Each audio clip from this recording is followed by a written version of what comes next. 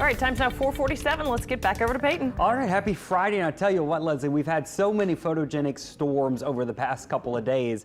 Got another picture in last night. A lot of you may have noticed this storm, and everyone was wondering, what in the world? Why does it look like that? Why does it look like a mushroom or a spaceship?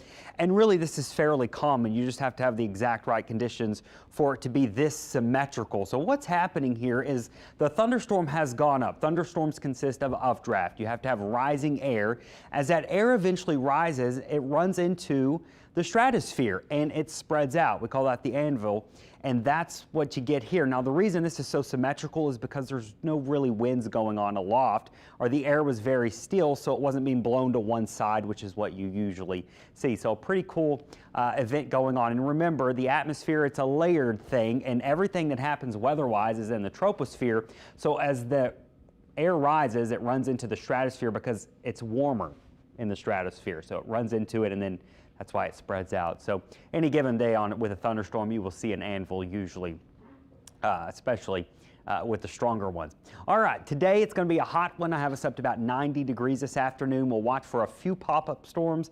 I don't think we're going to see much, but about a 20% chance. Other than that, about 90 degrees. It's quiet this morning. We're in the 70s. Radar is quiet across the area. We've had one little shower down well off the mouth of the river there, but other than that, there's really not much going on locally.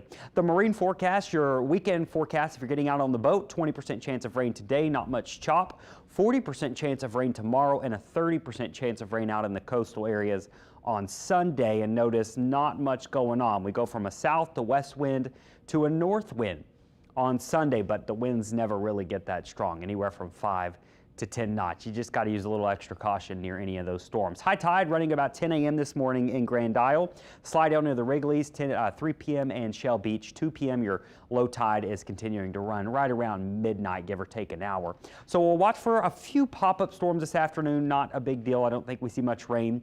Saturday, though, scattered storms are more likely. A cool front's going to move into Saturday evening. Notice we'll have scattered storms across the area throughout the day. Not a complete washout, but at times you could get a thunderstorm. And then as we go into Sunday, that cool front stalls near the coast and could have 1 or 2 storms on Sunday.